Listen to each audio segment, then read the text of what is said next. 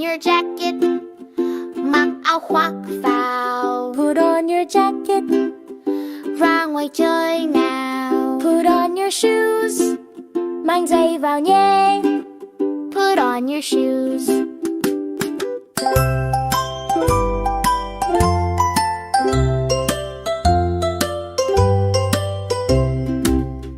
Ra ngoài chơi nào. Put on your hat. Ôi mũ lên nào. Put on your hat.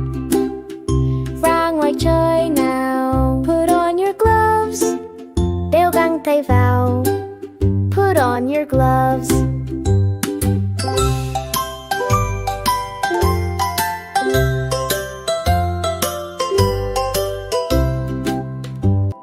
Ra ngoài chơi nào. Put on your jacket. Mặc áo khoác vào. Put on your jacket. Ra ngoài chơi nào. Put on your shoes. Mang giày vào nhé. Put on your shoes.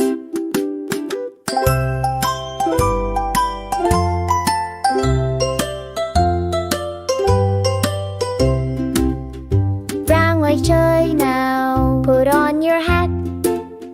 Ôi mũ lên nào. Put on your hat. Ra ngoài chơi nào. Put on your gloves. Đeo găng tay vào. Put on your gloves.